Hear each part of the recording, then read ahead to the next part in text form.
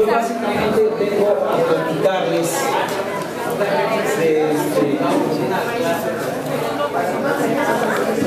yo básicamente vengo a platicarles de algunos temas que me parece que son preocupantes, que son cosas que hay que revisar, que son cosas que hay que trabajar y que tienen que ver con las actuales elecciones presidenciales.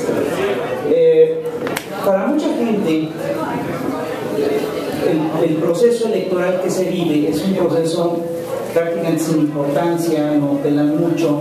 Sin embargo, yo estoy convencido de que en este proceso se está fijando el destino del país en los próximos años, no solamente en los próximos 6 años, sino en los próximos 20 y tantos años. No es cierto, como plantean algunos, que las propuestas económicas, que los proyectos en general sean los mismos. Yo sí creo que existen grandes diferencias entre los proyectos del país que se están presentando, existen grandes diferencias entre los candidatos y entre las cosas que estamos viviendo y entre los proyectos de nación que están en juego. Desde 1982 hemos vivido en México toda una oleada de gobiernos neoliberales y cada uno de estos gobiernos ha hecho un paquete específico de reformas neoliberales. Así, el gobierno de Miguel de la Madrid echó a andar las primeras privatizaciones, hizo un plan de choque neoliberal que básicamente consistió en congelar salarios y liberar precios, y tenemos también que metió a México al gato. El siguiente gobierno neoliberal, que es el gobierno de Carlos Salinas de Gortari, hizo las primeras grandes privatizaciones, privatizó la banca, privatizó Teléfonos de México y firmó el Tratado de Libre Comercio, negoció y firmó el Tratado de Libre Comercio. El tercer gobierno neoliberal, que es el gobierno de Ernesto Zedillo, echó a andar el Tratado de Libre Comercio por un lado, y por el otro lado continuó con este proceso de grandes privatizaciones. Hizo la privatización carretera, hizo la privatización de las pensiones y jubilaciones, y después Vicente Fox pues hizo lo que pudo dentro de sus lógicas. Vicente Fox básicamente lo que echó a andar fue la privatización del sector energético, ahondó el Tratado de Libre Comercio, firmó el Tratado de Mérida, el Plan Mérida, y Felipe Calderón, que sería el quinto presidente neoliberal, hizo un quinto paquete de reformas neoliberales que fue muy agresivo. Impulsó la reforma al Instituto Mexicano del Seguro Social y también impulsó la reforma energética. Todos estos proyectos neoliberales a la larga han ido deteriorando la economía del grueso de la población, eso todos lo sabemos. Los mexicanos estábamos cada vez más pobres, estábamos cada vez más fregados, pues no solo eso, sino que vivimos cada vez más vivimos un proceso de deterioro de la seguridad pública, un proceso de deterioro realmente acelerado, en el cual ya tenemos cerca de 60,000 muertos en los últimos 5 años.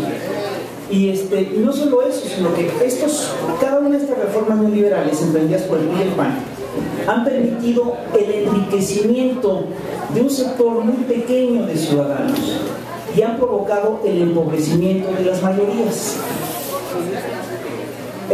En México, México es hoy en día así uno de los países con mayores desigualdades económicas del planeta. Como ustedes bien saben, en México vive el hombre más rico del mundo. En México viven 11 de los grandes empresarios que participaron en Forbes, que están en la lista de Forbes, y en México también tenemos millones de familias en pobreza. Según los cálculos, según difieren algunos cálculos, hay algunos que calculan que hay 32 millones de habitantes en pobreza, 32 millones de mexicanos en pobreza. Hay quien calcula que la cifra rebasa los 75 millones de mexicanos en pobreza, según los diferentes medidores de pobreza que se conocen. Además, uno de los problemas que tenemos con el modelo neoliberal es que las lógicas de la economía neoliberal son lógicas sumamente inestables. Hemos ido pasando de crisis en crisis, si ustedes se fijan. Pasamos de la crisis del efecto dragón a la crisis del efecto tequila, Y además, el modelo económico neoliberal, contrariamente al modelo anterior, que es el modelo del estado de bienestar, nos ha llevado a un crecimiento mucho menor, mucho más lento. En tiempos del estado de bienestar, la economía mexicana creció a un ritmo del 5 al 7%. En la era neoliberal, el crecimiento ha sido del 2% anual en promedio.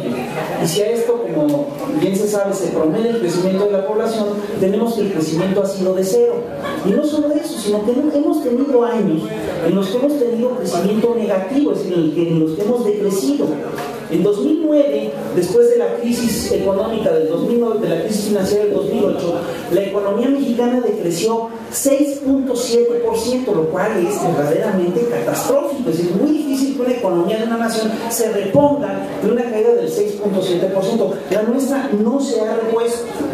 En contraste, nos encontramos con que un montón de países que se han salido de la esfera de la órbita neoliberal han crecido a ritmos mucho mayores que los que ha crecido México. Por ejemplo, mientras México crecía al 0.5% anual, Brasil llegó a crecer al 5 y al 7% anual. Para colmo, el modelo neoliberal ha tenido ha tenido problemas. En México las administraciones neoliberales han sido sumamente torpes en su aplicación. Además de los problemas generales del modelo, hay problemas de torpeza, pero además, para colmo, nos encontramos con que el modelo neoliberal hoy se encuentra con una crisis estructural realmente de fondo. Cuando empezó la crisis del 2008, yo dije, bueno, es una crisis que veníamos previendo desde el 2000, desde el 1980 y tantos, 1990 y tantos. Y bueno, ya finalmente se manifestó. Nuestra preocupación, lo primero que yo traté de hacer es tratar de medir de qué tamaño era la crisis. Y lo primero con lo que nos encontramos es que era muy difícil medir la crisis. Y bueno, cuando una cosa es tan difícil de medir, esto solo se puede dar por dos razones: o la crisis es demasiado pequeña y no es el caso, o es que es demasiado grande y está demasiado cerca, y este sí es el caso. Yo he tratado de medir el tamaño de la crisis económica actual y me he encontrado con que los factores que nos permiten medirla son muy difíciles de asir. Un dato que es importante nos lo da Samir Amin, que es un economista, bueno, y también lo usó también Ignacio Ramonet en un momento dado. Y el dato es el siguiente: como ustedes saben, a lo largo de la historia, el mercado bursátil, el mercado financiero, ha jugado con lo que hay. De modo que si tienen un kilo de oro, venden y compran un kilo de oro. Pero en la era neoliberal esa disciplina se rompió. Y entonces empezaron a hablar de mercados a futuro, y empezaron a hablar de créditos, de hipotecas, de cosas muy audaces. Alan Greenspan, el mero de el que dirige la Casa de Moneda de Estados Unidos, instaba a los empresarios a que fueran audaces. Entonces, esa vieja disciplina en la cual la producción real regía el mercado financiero, se rompió. El mercado financiero empezó a hacer varias veces más lo que es el mercado real, el mercado productivo. ¿Cuántas veces creen que llegó a ser el mercado financiero? El problema es serio, porque fíjense, si fuera 2 veces más, ya tendríamos un problema, lo que implica que estamos viviendo ahora sí que en una burbuja financiera que está totalmente desprendida de la realidad. Bueno, pues la banca suiza, bueno, pues, el primero que hizo el cálculo fue Ignacio Ramonet. Dijo que la economía financiera era 8 veces el tamaño de la economía real, lo cual ya es complicado. Imagínense ustedes que pudieran vivir 8 veces lo que van a vivir. Imagínense ustedes que tienen en el banco 8 veces lo que realmente tienen. Es una barbaridad. Eso quiere decir que ya estás en una situación de realidad. Pero fíjense que la banca suiza corrigió el dato, dice, no son 8 veces, son 12. Entonces, la economía ficticia era 12 veces la economía real. ¿Pero qué creen? Samir Amin da un dato todavía más creíble y dice, no son 12 ni son 8, son 47 veces la economía real. Vemos que la economía de ficción, la burbuja financiera, es 40 y tantas veces la economía real. Dense cuenta de lo que estamos viviendo, es una verdadera fantasía, es una burbuja financiera enorme. Lo que ocurre en 2008 es que la burbuja se empieza a desinflar y el golpe es serio. Y nada más les voy a decir qué tan serio es el golpe. Un experto en cuestiones, en crisis económicas mundiales, un experto mexicano, que es un tal Mariscal.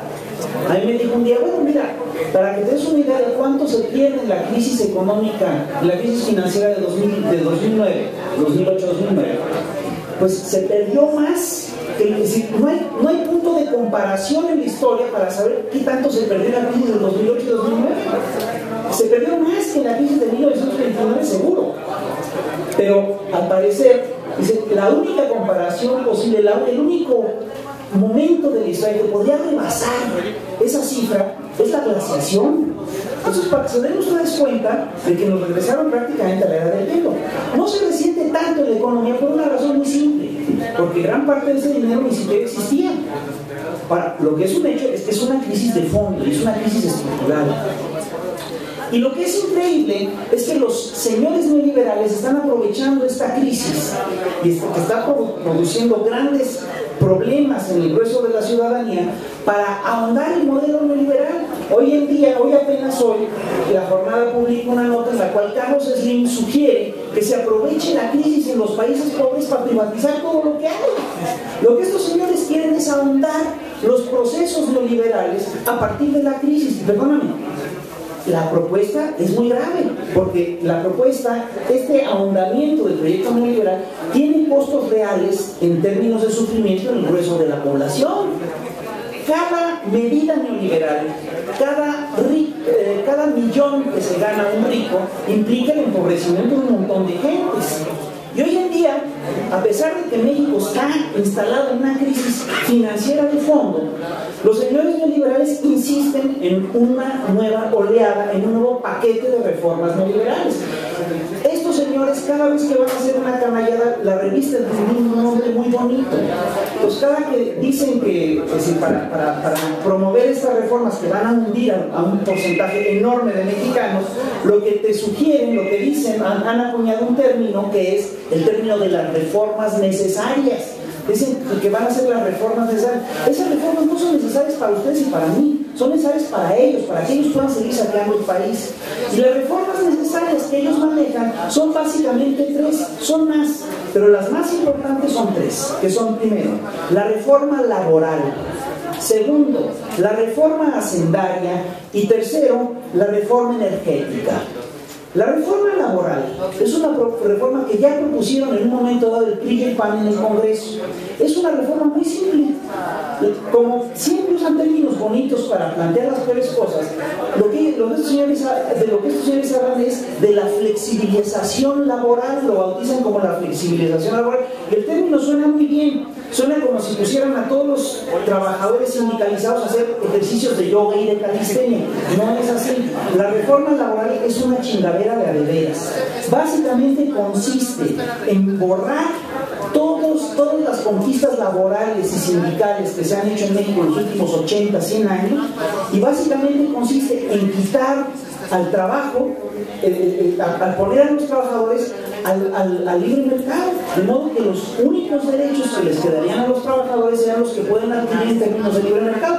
Y déjenme decirles una cosa muy simple: poner a los trabajadores en las lógicas del libre mercado en un momento en el cual abunda el desempleo y faltan ofertas de trabajo, implica quitarles prácticamente todos sus derechos. Y eso es a lo que nos están condenando. Nos están condenando básicamente a formas de trabajo semiesclavo. A partir de esta reforma laboral, toda la gente que se incorporaría al mercado laboral se incorporaría ya sin tener derecho alguno. Se legalizaría la cultura laboral que se ha ido implantando a contrapelo de la letra y del espíritu de la ley en los últimos 30 años. Es una cosa muy grave lo que están planteando. Entonces, por ejemplo, se legalizaría el outsourcing.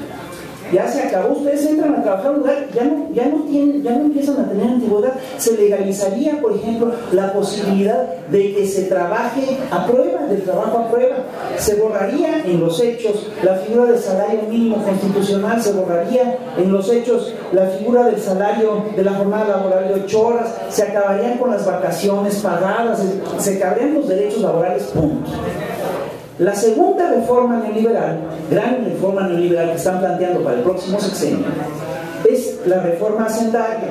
Y estos señores, les digo, siempre hablan muy bonito. Dicen, la reforma hacendaria va a ser la neta, porque lo que queremos es ponerle IVA a alimentos y medicinas, y el IVA en alimentos y medicinas es el impuesto, el IVA es el impuesto más justo de todos, porque todo el mundo paga igual. Pues no es así. Eso seguramente será cierto en Suecia o en Noruega, pero en México esto no es cierto, porque en México tenemos que hay un porcentaje muy alto de la población, oscila también según las cuentas, entre 32 millones y 72 millones de gente que le dedican un porcentaje muy importante de su sueldo a comprar alimentos nada más. Hay por lo menos 32 millones de familias que gastan el 66% de sus ingresos en comprar alimentos. Tasarle el IVA a los alimentos en este caso implica condenar a esa gente al hambre.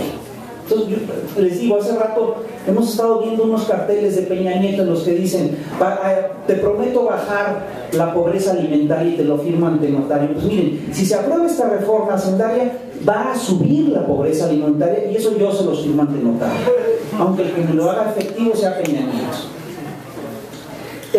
Finalmente, la reforma energética es una reforma que busca terminar de privatizar el actual sector energético. Terminaría por privatizar el sector eléctrico y terminaría por privatizar el sector petrolero. Esta es una reforma que está hecha estrictamente a la medida de las grandes multinacionales extranjeras, porque abrir la industria petrolera en México, en realidad lo que hace es que pone a competir a los grandes empresarios petroleros por el petróleo mexicano, y no hay muchos grandes empresarios petroleros mexicanos, puesto que el petróleo es propiedad de la nación. Entonces, esto básicamente consiste, este proyecto energético básicamente lo que hace es poner en manos de las multinacionales la riqueza petrolera y energética mexicana. 3 de los 4 candidatos actuales insisten en que estas reformas son indispensables para el crecimiento del país. Hasta Gabriel Cuadri, que pide privatizarlo todo desde su candidatura, que ya se la privatizó el Ester Gordillo, hasta Josefina Vázquez Mota y Enrique Peña Nieto, insisten en llevar a cabo estas reformas: la laboral, la hacendaria y la energética. El único que se opone a estas reformas, el único que dice que no son reformas necesarias, es Andrés Manuel López Obrador. Esto obviamente le ha implicado que los grupos empresariales lo critican, dicen que no entiende, que no es un líder moderno, etcétera, etcétera, etcétera. Pero estas reformas solamente pueden ser aceptadas a nivel popular por desconocimiento. Son reformas que nos dañan en serio a nuestra economía y de manera directa. Hay otro tema que también es crítico en estas elecciones, que es el tema de la seguridad pública. No sé si ustedes ya se dieron cuenta, pero nos hemos convertido en un país de nota roja. Todos los días nos desayunamos con asesinatos, con ejecuciones, con desollamientos, con gentes disueltas en ácido. Estamos viviendo un horror en esta sociedad. La crisis de seguridad en México, eso es inocultable. El propio secretario de la Defensa, el general Galván, reconoció que hay regiones enteras del país que están bajo el control de la delincuencia, de la delincuencia organizada, y tenemos además que hay regiones del país en las que ya ni se puede pasar. México en México está la ciudad más violenta del mundo. Estuvo durante 3 años consecutivos la ciudad más violenta del mundo, que fue Ciudad Juárez. Ahorita nos rebasó San Pedro Sula de Honduras por un accidente. Pero de las 10 ciudades más violentas del planeta, 4 están en México. De las 50 ciudades más violentas del planeta, 14 están en México. Y todos los días nos encontramos con cosas verdaderamente espeluznantes. No es un accidente el crecimiento de esta política, de la violencia en el país. Está íntimamente ligado al proceso, a la política de seguridad pública que implantó Felipe Calderón desde que llegó a la presidencia en 2006. Miren, y hay una cosa que hay que revisar, y que hay que revisar con mucho cuidado. Si nosotros hacemos una trilla en los medios, lo pueden hacer en internet y va a ser muy eficaz, acerca de la relación que existe entre las agencias norteamericanas, la DEA, la CIA, la Tabaco, quién sabe qué, la ATF, etcétera, van a ver que hay una gran cantidad de noticias que te hablan de cómo están metidos estos señores en la guerra del narcotráfico en México. Pero, y si nosotros revisamos la información que se ha publicado en Wikileaks, nos vamos a encontrar con que el gobierno mexicano prácticamente le entregó toda la información de seguridad pública a Estados Unidos. Hay un cable que es muy importante, que todos deberíamos de conocer, es un cable en el cual Genaro García Luna le ofrece a Michelle Chertoff, el secretario de Seguridad de Estados Unidos, toda la información de seguridad que se le ofrezca, la que usted quiera, señor, le dijo. Y esto es grave, porque este solo ofrecimiento violenta el artículo 123 de la Constitución, del Código Penal, y es tipificado como un acto de traición a la patria. Pero no solo eso, sino que hay otro cable de Wikileaks que es muy importante, que es más importante y que todos nos tendremos que saber de memoria, que narra cómo el 1 de septiembre de 2006 Felipe Calderón fue a la embajada norteamericana a pedir ayuda porque se encontraba en una situación de debilidad política enorme. El embajador evalúa que efectivamente Calderón se encuentra en una situación de debilidad grande y decide apuntalar a Calderón en las áreas que son prioridad para Estados Unidos y establece un equipo de esa embajada que va a trabajar, para que trabaje con el equipo de transición de Calderón. Esto, si ustedes se fijan, implica una intromisión brutal de la agencia y de los intereses de Estados Unidos en la agenda de seguridad de México. Y aquí el problema es muy simple. Si a los gringos no les importa la salud de sus ciudadanos, ¿ustedes creen que le importa la de los mexicanos? Les importa un pepino lo que nos pase. Les importa una vil chingada, perdón por el buen español. El problema de fondo es que además de que es un acto de traición a la patria, el haberle cedido la agenda de seguridad pública de México al gobierno de Estados Unidos, el otro problema es que es además una estupidez, por una razón muy simple. Estados Unidos nunca, a lo largo de la historia, ha sido parte de la solución del problema de las drogas. Estados Unidos es el problema de las drogas, por varias razones. En primer lugar, Estados Unidos es el gran consumidor de drogas del planeta. Arriba del 50% de las drogas del planeta, y quienes estiman que hoy en día son el 60% de las drogas del planeta, se consumen en Estados Unidos. Es decir, el 5% de la población mundial se traga entre el 50 y el 60% de todas las drogas del planeta. Y esto por supuesto que tiene consecuencias y por supuesto que tiene implicaciones. Estados Unidos ha manejado desde hace décadas la idea de que él quiere acabar con el negocio de las drogas. Y Estados Unidos se ha erigido en la policía de las drogas del planeta y con ese pretexto ha dado certificados y ha intervenido en un montón de países. Pero el hecho, lo que nos dice el dato del consumo de drogas en Estados Unidos, es que Estados Unidos no es que quiera acabar con las drogas para que no se produzcan, es que se las quieren acabar completitas, se las quieren fumar, se las quieren inyectar, se las quieren chupar. Eso es lo que les importa. Además, el negocio de las drogas es un gran negocio para Estados Unidos. Es un negocio que deja cientos de miles de millones de dólares al año. El tema de las drogas en México es muy grave. Si nosotros hacemos la historia, además, de la relación de Estados Unidos con las drogas, nos vamos a dar cuenta que Estados Unidos está detrás de todas las grandes redes de narcotráfico que se han implementado en el mundo desde 1950 a la fecha. ¿Ustedes creen que la red de narcotráfico que se armó en México sería la excepción? Para nada. La red de narcotráfico que se armó en México también está ligada a los intereses de Estados Unidos. Y si nosotros vemos la historia de los capos mexicanos, vamos a ver que cada que hay un brinco en el negocio de las drogas mexicanas, ahí está metido Estados Unidos. Es decir, es claro que el consumo, la producción de marihuana en México subió con la prohibición en Estados Unidos. La heroína llega a México por un convenio que se hace con Estados Unidos entre el gobierno de Miguel Alemán y el gobierno de Franklin Delano Roosevelt en la Segunda Guerra Mundial para que en México se cultive masivamente la amapola, porque Estados Unidos necesita amapola para aliviar el dolor de los heridos en los hospitales de guerra. Y así es como se implanta el cultivo de amapola en Sinaloa y en estas regiones. Si nosotros vemos cuándo empieza realmente el tráfico aéreo entre Colombia, México, Estados Unidos de cocaína, nos vamos a dar cuenta que ese tráfico inicia justamente cuando Estados Unidos necesita financiar a la contra nicaragüense para que le dé guerra al gobierno sandinista en la década de los 70.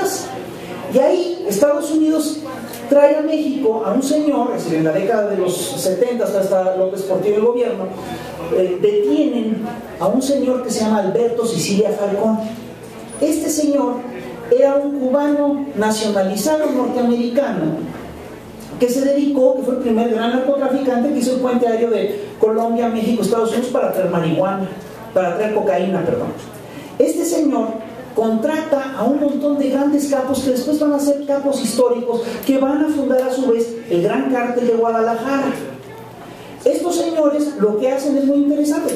Se ve que algo hizo Sicilia Falcón, que rompió algún acuerdo, que lo detiene la Dirección Federal de Seguridad, lo tortura, y en tortura Sicilia Falcón declara que él es informante de la CIA y que la CIA le ayudó a poner este negocio. Esto, traducido al español, significa que es un agente de la CIA, porque eso es una cantaleta que suelen usar los agentes de la CIA cuando los detienen. Dicen, soy informante de la CIA está al tanto de mis actividades, comuníquenle a la CIA que me tienen preso. Entonces la CIA interviene, etcétera, etcétera, etcétera.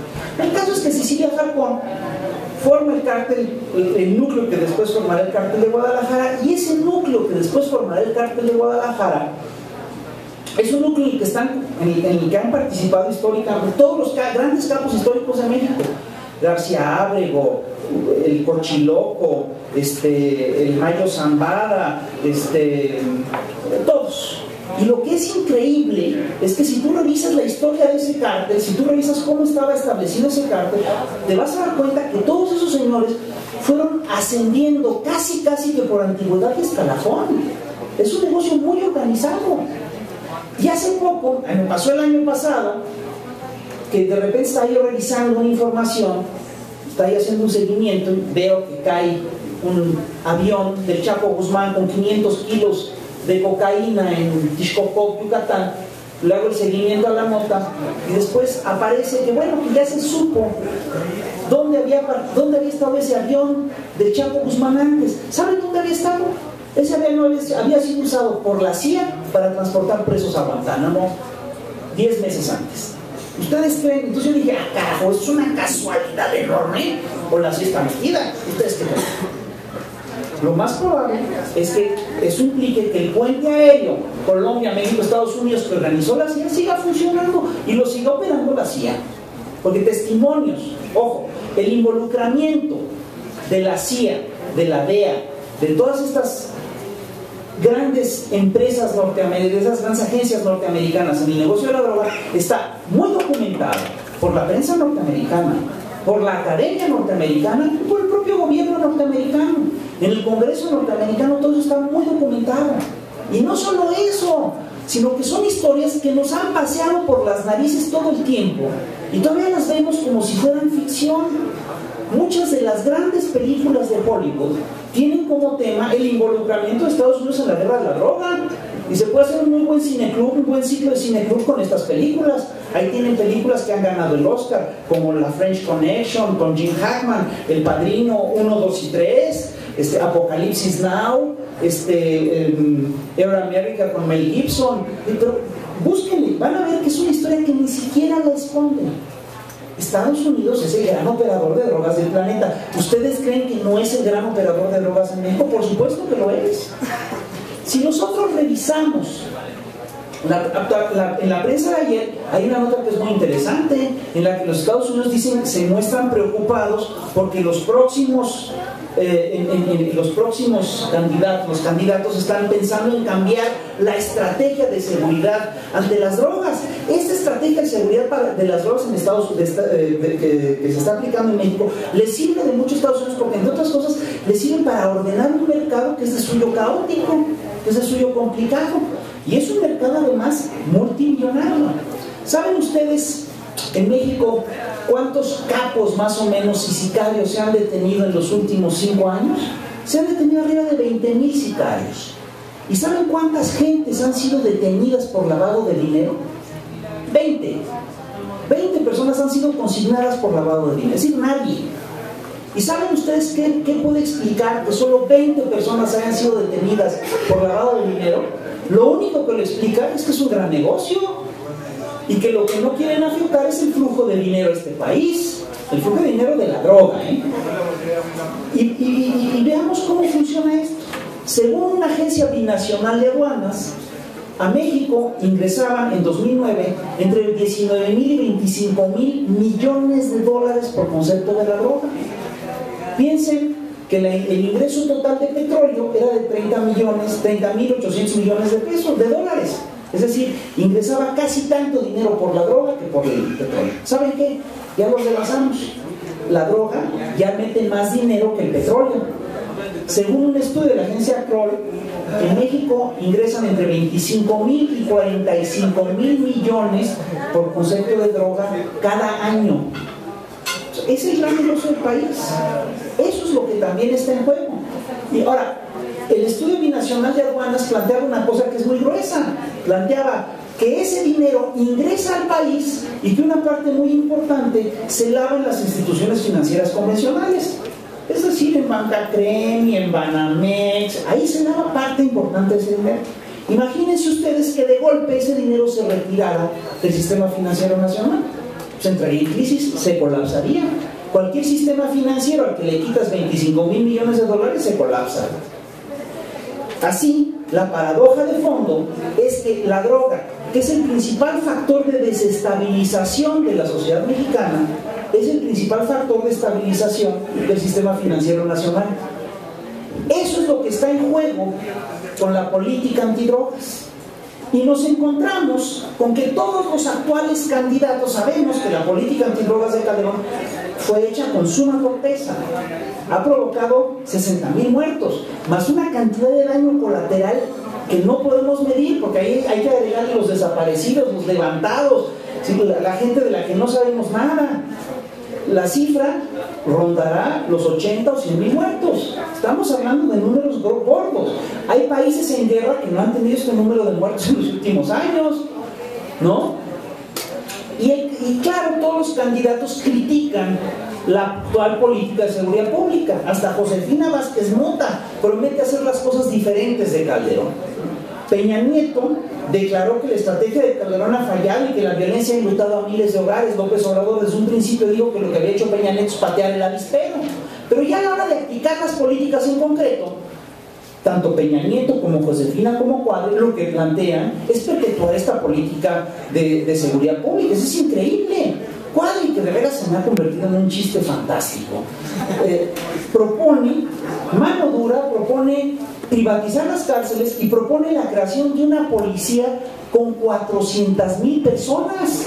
Si ustedes se fijan, es una reinterpretación del himno mexicano. Ahí donde dice un soldado en cada hijo te dio, Cuadri quiere darte un policía en cada hijo. Josefina Vázquez Mota, que también me parece fantástica, afirma que lo que ella haría es una segunda fase de la política de Calderón. Es decir, te afirma que lo que ella piensa hacer es algo diferente pero igual. Es un problema de metafísica que le he pedido a mis amigos de la Facultad de Filosofía que me ayuden a resolver y no logran resolver. La señora lo que propone es continuar y perpetuar la política de seguridad pública de Calderón. Es decir, que siga el genocidio, que siga la matanza. Y Peña Nieto es curioso porque Peña Nieto propone más inversión para fortalecer las instituciones del gobierno dedicadas al combate contra el crimen. Y de hecho llegó a insinuar que México debería de dedicarle igual tanto dinero como se lo dedica a Colombia al combate contra el narco. Es decir, 5% del Producto Interno Bruto. Dedicarle 5% del PIB, no a la educación, sino al combate al narco, es un despropósito y es una locura. Y lo que nos garantiza es un mayor derramamiento de sangre. En fechas recientes, el propio Peña Nieto se ha visto acosado, acorralado y declara en el New York Times que no, que tal vez haría algunos cambios en esta política, que pondrían el acento en la seguridad interna. ¡Carajo! ¿Cómo no van a poner el acento en la seguridad interna? ¿Para quién van a gobernar? ¿Para los gringos o para nosotros? Lo que nosotros queremos es que cese la violencia, que pare el río de sangre. Queremos no más sangre desde hace rato. Y estos señores piensan perpetuar esta política. El único que está fuera de estas lógicas, sigue siendo López Obrador. López Obrador es el único que plantea desmilitarizar el país y atacar la delincuencia en sus orígenes, es decir, meter más inversión en infraestructura, en educación, crear empleos, etcétera, etcétera, etcétera. Estas dos razones, si ustedes se fijan, son ya suficientes para que entendamos que lo que se está jugando en las próximas elecciones es muy grave, que sí implica, es decir, las políticas que se van a seguir sí implican mucho dolor o bien implican un cambio importante en la vida de los mexicanos.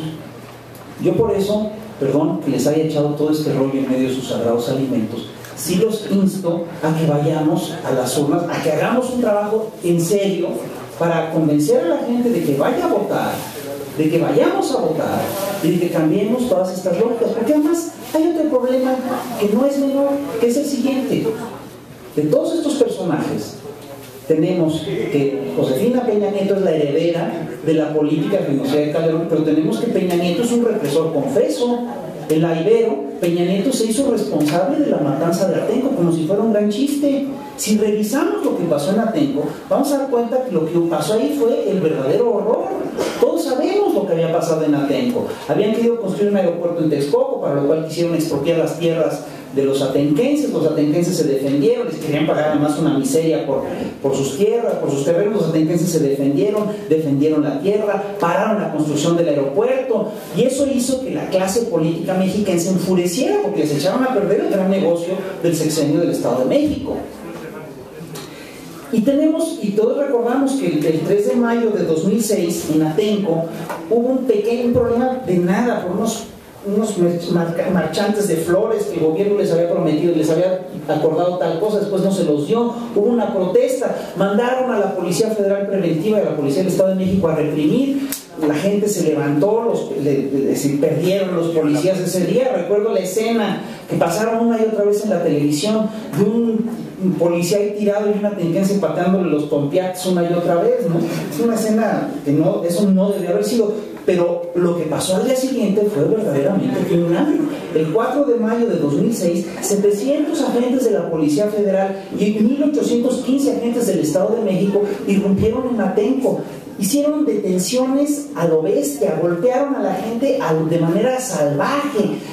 Hubo más de 200 y tantos detenidos, gente que fueron detenidas nada más porque estaban por ahí, paseando por ahí, pues después los tuvieron que soltar. Hubo cateos a casas de forma indiscriminada, cateos ilegales, allanamientos, detuvieron arbitrariamente a un montón de gente, hubo 2 muertos. Y para colmo, hubo torturas, humillaciones, gentes acusadas por delitos que no cometieron, y hubo más de 46 mujeres que denunciaron abuso sexual. ¿Y qué hizo el gobierno de Peña Nieto? Bueno, Peña Nieto no hizo nada. Nada más les quiero recordar que los dirigentes del Frente de Defensa de la Tierra fueron acusados por secuestro equiparado y les impusieron penas de 75 años de cárcel porque habían detenido a unos funcionarios que no estaban cumpliendo con un acuerdo y los detuvieron, los encerraron en su público, los acusaron de secuestro equiparado. Después los tuvieron que soltar. Peña Nieto en la Ibero reconoció que hubo incidentes aislados en el operativo de Atenco. No fueron incidentes aislados, fue una política de terrorismo de Estado. Eso es lo que hay que recordar. Y Peña dice que el uso de la fuerza fue para restablecer la paz. No es cierto. Lo que hicieron en Atenco fue una verdadera, quisieron darle un escarmiento a un pueblo rebelde. Eso es lo que hicieron. Peña dijo que los incidentes fueron debidamente sancionados y los responsables fueron consignados ante el Poder Judicial. Lo que no dice Peña es que durante meses Peña defendió a los violadores, dijo que las acusaciones de las mujeres eran una estrategia para defenderse y para poner en mal a esa honorable policía del Estado de México, y oculta también que una y otra vez los violadores fueron protegidos por las autoridades mexiquenses, es decir, por él. Es claro que los abusos fueron hechos en el traslado de Atenco a penales de seguridad. Es claro que en los traslados hubo cosas raras, porque traslados que normalmente tardan 1 o 2 horas, tomaron 8 horas. Y es claro que las gentes del Estado de México sabían qué policías estaban en qué camionetas. Y es claro que nunca los castigaron. Finalmente, ante la evidencia y por la presión internacional, el gobierno se vio obligado a condenar a algunos policías, a consignar a algunos policías ante la justicia mexicana. Lo que no te dice este señor es que de los más de 2.500 policías que participaron en los abusos, solo fueron consignados 22 elementos. Y que de esos 22 elementos, todos de bajo rango, 16 fueron liberados de inmediato y 5 más fueron absueltos en marzo de 2010. El último policía que estaba consignado fue soltado sin mayores problemas. El caso es fantástico. El policía, que se tenían todas las evidencias que había participado en la violación, del que no había duda, resulta que hace una maniobra y el señor enfrenta el juicio en libertad, porque está amparado. Y ya finalmente lo castigan a una pena de cárcel de tantos o a un pago de una multa de 40 y tantos mil pesos, y luego le condonan la deuda, le condonan la multa. Es decir, no le hicieron nada. El término, ante lo que estamos es ante lo siguiente: Peña Nieto es un represor, y es un represor confeso. Ustedes me dirán si vamos a votar por él. Nosotros vimos lo que pasó hace poco en el estadio. La represión ya empezó. Unos chavos se organizaron en Facebook para presentarse ante el estadio y protestar contra Peña Nieto, y resulta que les mandan ni más ni menos que cerca de 400 camiones llenos de gente a la que le pagaron el boleto para ver un partido de fútbol. Yo nada más quiero hacer cuentas. 400, ¿cuánto costó eso? 400 camiones más los boletos, más la gente a la que le pagaron. Eso es una fortuna. Más las playeras. Se calcula que ese solo operativo costó entre 15 y 20 millones de pesos. Solo ese operativo. Y ese operativo lo que hace es revelar con toda claridad el talante autoritario de un señor que es un represor confeso. Entonces, bueno, eso es lo que vamos a decidir. Eso son todas cosas lo que vamos a decidir en este 1 de julio. Se los dejo de tarea. Ustedes dirán, ¿qué hacemos? Yo lo que sugiero, lo único que yo veo es que tenemos una ventana de oportunidad, para salir de este horror, y posiblemente sea la última para salir en paz, para salir más o menos bien librados. Ustedes dirán si la aprovechamos o no.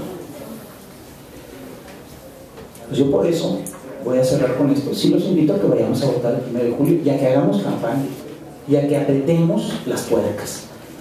Hemos visto además cómo en la prensa se han publicado las revelaciones de The Guardian, que básicamente revelan cómo han sido los operativos que todos ya vimos públicamente en 2006 y en 2012.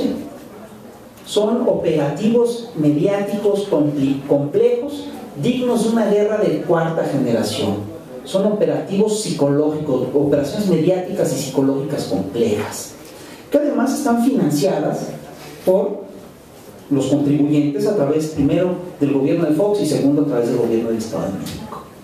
Tenemos que remontar eso, tenemos que remontar todo eso, y lo hemos venido remontando. Al principio de la contienda, Peña Nieto parecía absolutamente inalcanzable, te lo ponían en un rango del 52%. Ahorita, hasta donde podemos saber, están parejos Peña Nieto y Andrés Manuel, con el agravante para Peña Nieto de que Peña Nieto va de bajada y Andrés va de subida. Esto implica que estas elecciones, contra lo que nos dice la televisión, sí las podemos ganar. Sí las podemos ganar, vale la pena que las ganemos, y tenemos que apretar las tuercas. Sería un cambio histórico y sería el punto de inflexión para acabar con las lógicas neoliberales en el país. Ojo, han ido implantando el modelo neoliberal a lo largo de 30 años. Es muy difícil cambiar todas estas lógicas en poco tiempo. Pero lo que yo sí les garantizo es que el triunfo de Obrador implica el inicio del fin. Yo creo que es hora de que nos pronunciemos porque el terror acabe, porque acabe esta pesadilla que estamos viviendo desde hace ya 30 años. Es todo lo que les quiero decir. Muchas gracias.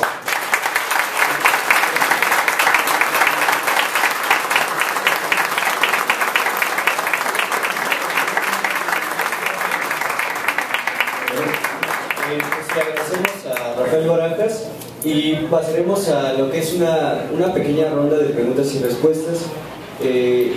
Les pedimos a los compañeros que sean un poco breves y, bueno, levantando la mano, quien quiera hacer alguna pregunta. 3 preguntas tenemos ahorita, por cuestión del tiempo. Pero, si hay una pregunta, un comentario. Mientras les queremos informar que aquí está a la venta el libro Narcotráfico para Inocentes, el México que lo usa, ¿sale? Narco en México quien lo usa. Pero si no hay preguntas, me voy rapidísimo, pero si hay alguna pregunta, ¿una pregunta? Breves, por favor. Breve, sí. Buenas tardes, Rafael. Hace ratito nos hablabas de 3 tipos de reformas que quieren aprobar los otros candidatos. A mí no me quedó muy bien qué era la reforma hacendaria. La reforma hacendaria. Sí, nada más sería como que ese es el punto. ¿Qué consecuencias tiene esto y cómo Andrés Manuel trata de dar como una alternativa? Muy bien. ¿Otra pregunta? Si no hay más, empiezo contestando esta. Mira, la reforma hacendaria ya ha sido presentada en varias ocasiones ante la Cámara, la han presentado el PRI y el PAN. Básicamente consiste en bajarle el impuesto sobre la renta a las empresas y subir el IVA en alimentos y medicinas. En eso consiste la reforma hacendaria. La reforma hacendaria es una reforma muy tramposa. Básicamente consiste en un esquema impositivo que le quita impuestos a las grandes empresas y que socializa los impuestos a través del IVA en alimentos y medicinas. ¿Sí me explico? El gran problema de la reforma hacendaria es que ponerle IVA a alimentos y medicinas afecta directamente a 32 millones de familias que le dedican el 66% de sus ingresos a comprar alimentos. ¿Me explico? E implica el crecimiento de la pobreza alimentaria de esos sectores. Eso es lo que implica. Lo que propone Andrés Manuel en términos impositivos es otra cosa. Básicamente hacer una revisión. Mira, el esquema hacendario que tiene México hoy en día es absolutamente insostenible. No sé si tú lo sabes, pero hay toda una serie de grandes empresas que pagan a través de regímenes como el régimen consolidado, etcétera, que pagan de sus ingresos, en sus ingresos pagan menos del 4%. El promedio que pagan de impuestos es el 4%. En cambio, un causante cautivo, como nosotros, como los maestros de acá, pagamos hasta el 30% de nuestros ingresos a Hacienda. Tenemos incluso este actual esquema hacendario es tan absurdo que algunas de las grandes empresas de México resulta que pagan 7,000 pesos de impuestos al año. ¿Te das cuenta? Si nosotros pagamos más impuestos que ellos, seguro. Entonces de repente te encuentras con que tú pagas más impuestos que la Bimbo, imagínate. Así está. Entonces lo que se propone es obviamente revisar este sistema impositivo y sobre todo evitar cambiar todos estos proyectos hacendarios que eximen de impuestos a los más ricos y tasan a los más pobres. Yo conocí a una señora que trabajaba en Hacienda y que renunció porque estaba hasta el gorro. Decía, fíjate, es increíble, el país podría vivir el presupuesto, es decir, simplemente cobrándole impuestos a las grandes empresas de la nación. Es decir, hay 11 grandes empresarios que prácticamente no pagan impuestos. Si tú les cobraras impuestos a estos señores, te daría para doblar el presupuesto nacional. ¿Sí me explico? Si no les estamos ni siquiera subiendo los impuestos, nada más con cobrarles. Porque más uno de los deportes de estos señores es la evasión fiscal, ¿no? Entonces, el esquema es muy simple. Mira, en la era neoliberal, si tú te fijas, las lógicas dominantes lo que hicieron es beneficiar en todo a los grandes capitales, con la idea de que los grandes capitales ellos sí sabían invertir el dinero y sabían hacer cosas, había que facilitarles todo. Y una de las cosas que hicieron es quitarles impuestos, y les bajaron los impuestos en serio. Ojo, lo hicieron además por 2 vías, a través de toda una serie de legislaciones hacendarias y también a través de hacerse de la vista gorda, a través de no cobrarles nada más. Esta señora me decía, es increíble porque no les cobran impuestos, no hacen los cruces más elementales para saber si sus cuentas están bien. Y cuando ella las empezó a hacer, pues se dio cuenta que estaban evadiendo impuestos. ¿Me explico? Con que les cobres va a crecer el presupuesto del país. Ese es el primer proyecto, es elemental, no es ni siquiera muy ambicioso ni muy revolucionario. ¿Ok? Bueno, una pregunta más y ya nos vamos, y si no la hay, pues la voy a hacer. Yo tengo una duda respecto a lo que planteó ayer Andrés sobre la cultura. Él dice que va a formar una Secretaría de Cultura. Sabemos que el PAN y el PRI van sobre del INA. Entonces, a mí me preocupa, si va a haber una Secretaría de Cultura, ¿qué va a pasar con el INA y con el INBA? Bueno, mira, lo que yo te puedo... La Secretaría de Cultura que propone Andrés sería una secretaría que tiene una importancia estratégica en el próximo sexenio, y te voy a decir por qué. Si venimos, hay que aceptarlo, venimos saliendo de una guerra. Bueno, todavía no salimos. Si Andrés, si esto sigue, va a seguir la guerra. Pero una de las pocas cosas que le han permitido a las sociedades reponerse de las situaciones como estas, de situaciones de guerra, es la cultura. Entonces, básicamente la propuesta es hacer una gran inversión en cultura, no es más. No se pretende cambiar la estructura del INA ni nada, no se pretende quitarle a Bellas Artes nada de nada. Simplemente se trata de rescatar los viejos proyectos culturales que han engrandecido a esta nación, que han hecho grande esta nación, y echarlos a andar. Implican una gran campaña de alfabetización. Yo creo que tendríamos que empezar con Enrique Peña Nieto. La segunda es revivir las misiones culturales, hacer una gran inversión en educación, crecer la matrícula, implica reavivar un gran debate nacional, utilizar, entre otras cosas, la televisión, no como negocio para que la gente consuma comida chatarra y estas cosas, o candidatos chatarra, sino para hacer un gran debate nacional de fondo sobre los temas que le importan a la nación. Esto es lo que haría la Secretaría de Cultura. Por lo demás ya no me preocuparía demasiado. Bueno, pues muchas gracias. Esto es todo.